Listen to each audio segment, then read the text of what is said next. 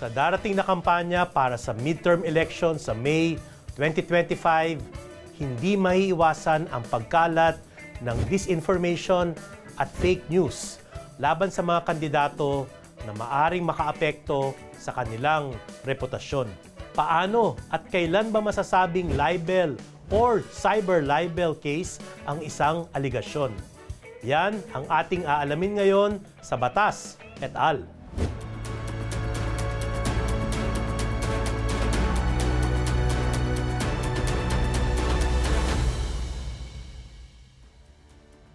Welcome sa bagong episode ng Batas et al. Ako po ang law teacher ng bayan, Attorney Al Agra. At makakasama natin ngayon si Attorney Carl Castillo para paliwanag sa ating lahat ano ba ang libel at cyber libel lalo na sa usapin ng eleksyon. Una siguro pag-usapan natin yung libel. Ano ba ang ibig sabihin ng libel? Ang libel, ang pinag-usapan natin, ang titingnan mo dyan would be the Revised Penal Code. Specifically, Article 353. Dinedefine niya yung libel. Pero para siguro pasimplihin natin yung definition, kasi pagka binasa ko ito, napaka-legalistic na mahirap intindihin. Essentially, ang sinasabi ng libel is paninira. Ibig sabihin, sinisiraan mo yung tao para siya ay pagtawanan o kamuhian ng iba. Now, pagka binasa mo yung Article 353, sasabihin niya sa'yo na a libel is a public and malicious imputation. Ibig sabihin, pinapaalam mo sa ibang tao yung paninira mo tungkol dito sa tao na ito. And in this sense, kung mapapansin mo, medyo unique yung libel na crime. Kasi pagka tiningnan mo ang libel, pwede ko siyang tawagin na parang subjective eh. Di ba? Halimbawa, ang crime na pinag-uusapan natin ay murder o homicide. Merong patay na tao dyan. Tama. Given yan. Pag pinag-usapan natin ang theft, merong ninakaw. Tama. Ang libel, subjective siya dahil yung mismong sinulat or yung Facebook post, kailangan mong i-analyze, ito ba ay defamatory? Because that is the essential element ng libel, if it's defamatory or not. At sino magsasabi kung defamatory? Ang husgado. Ang husgado. Initially, ang piskalya. Kasi pagka i-final mo ang libel, magsisimula ka sa piskalya para magkaroon ng preliminary investigation. Para sa libel, sino ang pwedeng gumawa ng libel at sino ang nala-libel? Ang pwede mong ihabla ng libel under the Revised Penal Code, obviously yung author, yung sumulat ng artikulo. Nung unang panahon, kung mapapansin mo yung mga cases natin on libel, karamihan dyan ang hinahabla yung mga journalist, mga reporter, tsaka yung mga dyaryo, di ba? Television network. Pero dahil nagkaroon na ng advancement in technology, pumasok na ngayon ng cyber libel. So if we're talking about traditional libel under the Revised Penal Code, ang ihahabla mo dyan, the author, the publisher, normally the publishing company. Yan ang pwede mong ihabla for libel. Sino naman ang biktima sa usapin ng libel? Okay. Attorney Carl. Ang biktima dyan, obviously, is yung subject ng artikulo. Tungkol kanino ba sinulat yung artikulo na ito? Sino ba ang pinatatamaan nito? Pero isa pa sa unique na feature nitong libel, Sir Al, is that ang tinitingnan dito ng batas at ng husgado, hindi yung pakiramdam mo. Kunwari, may sinulat sa akin na masama.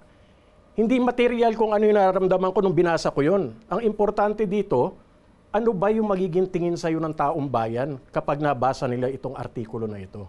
Pwede rin biktima ba ang public officer? Yes, yes, oo. Ang sabi naman ng batas, kung sino yung subject ng libel, in fact, even a corporation can be the victim of a libel. Hambing naman natin sa cyber libel. Ano ang cyber libel? Bago natin ikumpara with libel. Yes, okay. Since nagkaroon nga ng advancement in technology, yung Kongreso natin kailangan sumunod sa agos ng panahon. Kasi ang nangyayari na ngayon, hindi lang sa dyaryo o sa TV o sa radyo, nagkakaroon ng defamation. Nagkakaroon din sa cyberspace, sa internet, sa email. So gumawa sila ng Cybercrime Prevention Act of 2012, Republic Act 10175. Diyan na pumasok ngayon ang cyber libel. Ang ibig sabihin ng cyber libel, ito ay libel, pero gumamit ka ng computer para i-publish. Yes, yes. Because one of the elements of traditional libel is publication. So dito ang publication mo hindi na dahil naglabas ka ng dyaryo o nagpalabas ka sa TV, kundi pinost mo sa Facebook, ilagay mo sa Instagram, sa Twitter, or nagpadala ka ng email sa iba-ibang tao. Bukod doon, meron pa bang ibang pinagkaiba sa libel at cyber libel? Essentially pareho, kaya lang pagdating sa penalty kasi mas mataas by 1 degree ang cyber libel. Attorney Carl, bigay ka nga ng halimbawa para mas maunawaan ng mga nanonood. Halimbawa ng libel at cyber libel. Okay. For example, libel. Ang pinaka-basic mo na dyan, dyaryo.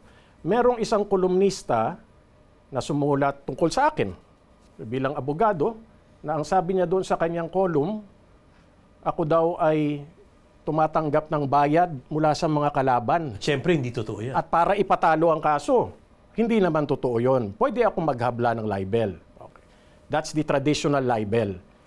Now, with the same article, the same imputations, imbis na sa dyaryo niya inilabas, ay ipinost niya sa Facebook o kaya in-email niya sa kung kani-kanino na wala namang kinalaman, diyan papasok ang cyber libel dahil gumamit na siya ng computer device. Pwede ba magkaroon ng libel or cyber libel kung totoo ang hinayag ng author? Pwede pa rin. Kasi kahit naman totoo ang sinabi mo, kung wala ka namang good intention at justifiable motive. Kasi yan ang sinasabi ng Supreme Court. And in fact, nasa revised penal code naman yan. Na kailangan yung pagkakapublish mo ay in good faith. Kasi ang isa sa pinaka-importanting elemento ng libel, malis. Ano ba ang malis? Ang malis ay talagang nananadya ka na makasakit ng tao. At wala kang ibang intensyon, kundi pahiyain siya o siraan siya para magalit sa kanya yung ibang tao. So, anong elemento para maging libel or cyber libel? Okay. Sa traditional libel, una-una, kailangan defamatory. Defamatory? Pangalawa, may malis. Pangatlo, may publication. Ibig sabihin ng publication, kunwari ikaw, Attorney Al, yung subject ng aking paninira. Huwag naman. Kunwari lang. Pero hindi natin gagawin yan, siyempre. Pero sa'yo ko lang naman pinadala yung sulat o yung email, wala naman nakakitang iba. Hindi ho libel yun kasi walang publication. Katulad nung sinabi ko kanina, hindi importante masyado yung nararamdaman mo.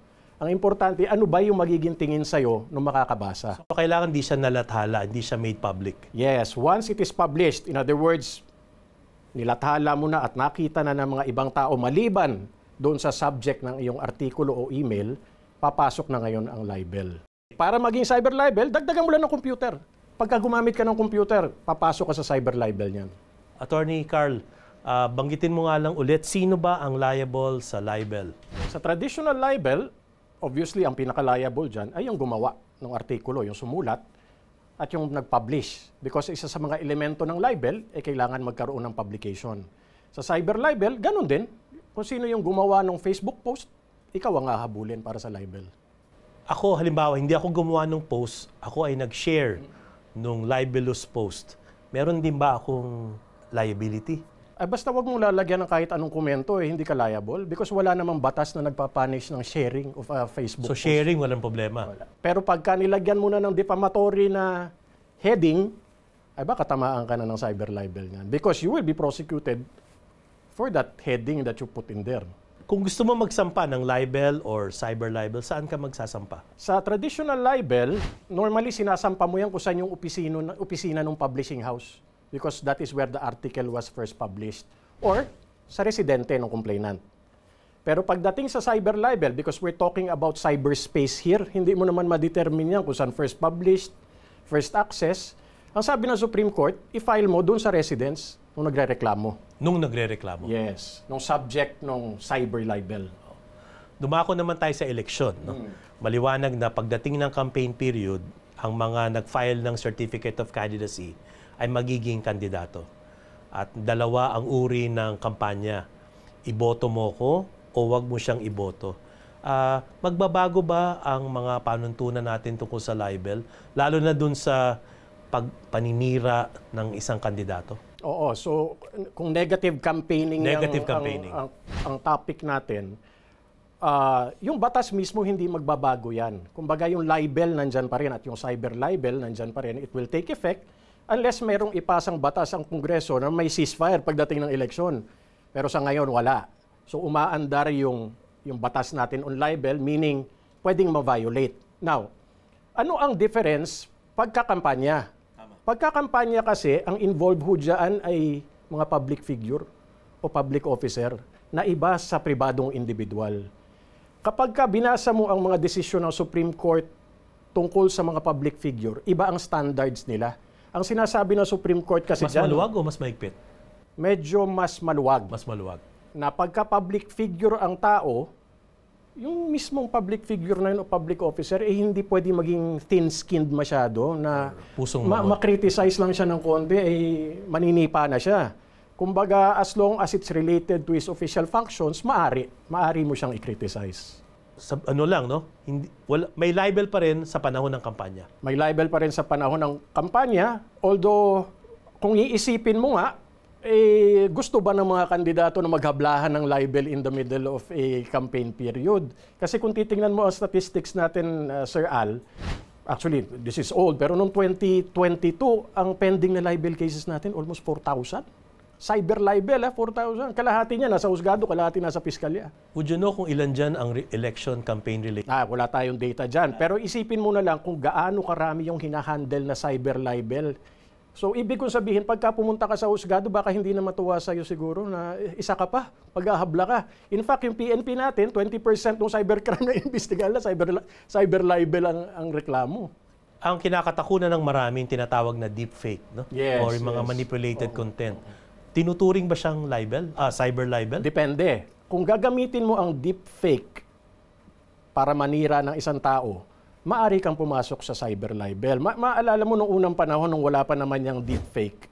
Meron tayong mga impersonator, di ba? Meron dyan na nag-impersonate dati sa presidente, sa artista. Mga komiko, mga comedian. Exactly. Hindi naman bawal yun. Wala namang nakalagay sa batas na bawal ka mag-impersonate. Which is the same sa deepfake. Wala tayong batas na nagbabawal niyan. Ngayon, pero pagka ginamit mo ang deepfake para manira ng isang kandidato, palalabasin mo na siya ay magnanakaw, o corrupt, o kung ano man, mamamatay tao, baka tamaan ka na ng cyber libel. Pero, paparusahan ka for the defamatory statements that you make, not because dun sa deepfake, unless magkaroon ng batas na pinagbabawal ang deepfake. Anong ebidensya ang pwedeng masumite sa piskal, sa korte, kung ikaw yung author o ikaw yung biktima?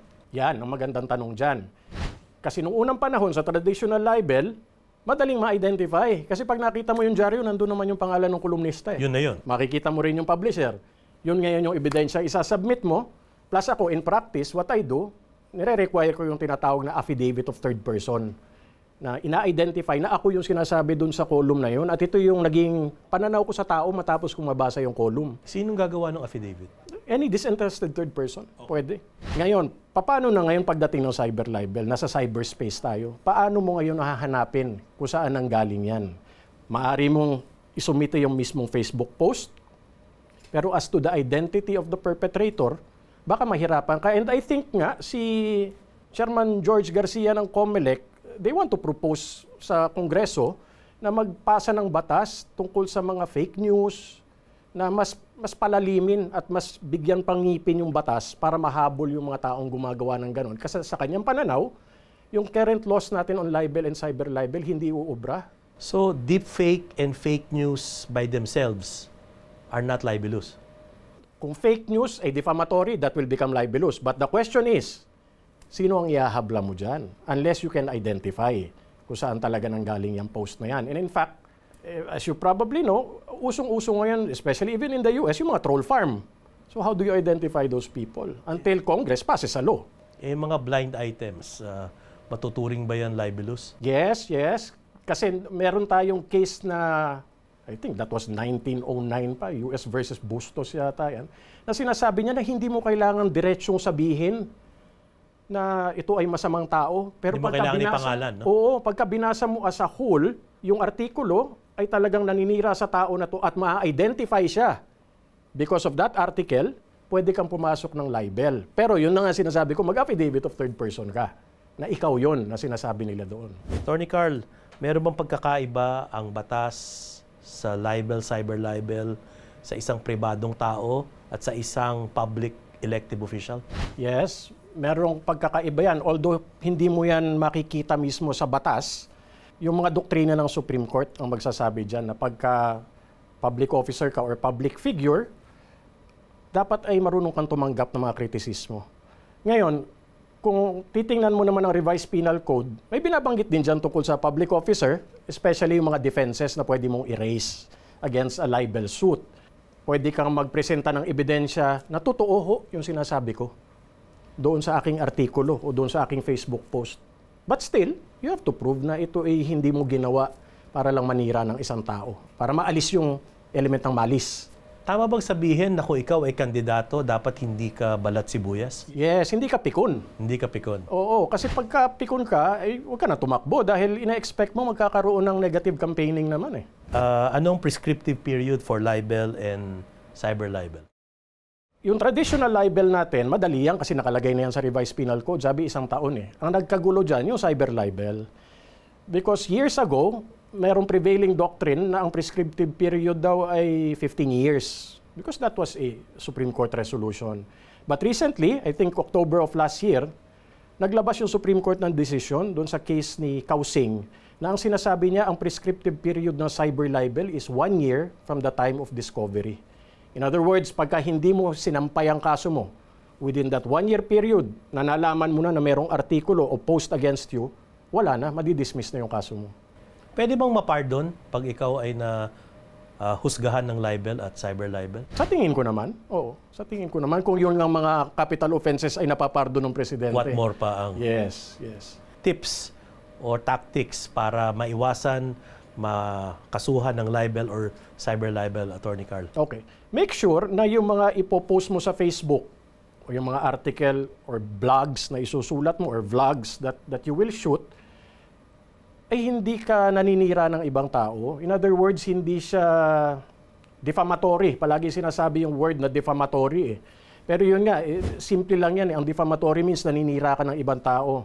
So kung gusto mo mag-post sa Facebook or sumulat ng artikulo, make sure naman una-una may basis yung sinusulat mo. At hindi ka nagsusulat yan para lang makakuha ng mga clicks and likes at mga viewers. Kung aalala mo, Attorney Al, probably 2 months ago, merong artista na naghabla sa content creator because ginamit yung pangalan niya para makakuha ng viewers. So yun, that's a lesson learned. Diba? Na pagka ginawa mo yan, may consequence yan because nandyan ang ating libel at cyber libel laws. Salamat, Attorney Carl. Anong iyong mensahe para sa mga kandidato at botante para sa paparating na midterm election? Okay, sa akin, do an honest campaign. You know, maaring sabihin ng iba, hindi naman uubra ang honest campaigning. But at the end of the day kasi, if nagkakalat ka ng fake news, dinidisenfranchise mo yung botante. Dahil ang nagiging basehan ng botante ngayon para bumoto ay base sa fake na balita. At hindi talaga yung plataforma ng kandidato at yung mga issues na dapat talakayin. So sa akin, run an honest campaign, but at the same time, be vigilant. Because magkakaroon ka talaga ng mga problema katulad ng mga troll farm o troll factory. So dapat meron ka rin team siguro ng IT specialists na kayang mag-neutralize ng mga ganon. Maraming salamat, Attorney Carl Castillo, sa pagpapaunlak mo sa aming imbitasyon. Thank you. Maraming salamat, Sir Al.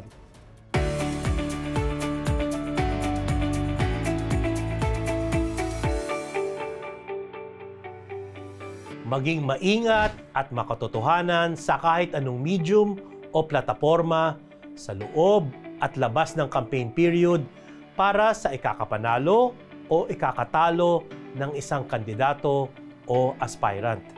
Pinaparusahan ng ating batas ang libel at cyber libel.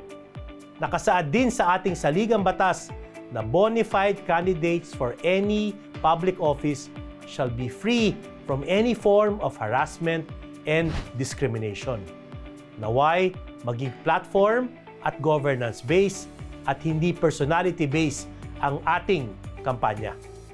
Maraming salamat sa ating mga manunood. Abangan ninyo ang mga susunod pa nating tatalakayin tungkol sa 2025 election dito lang sa Batas et al.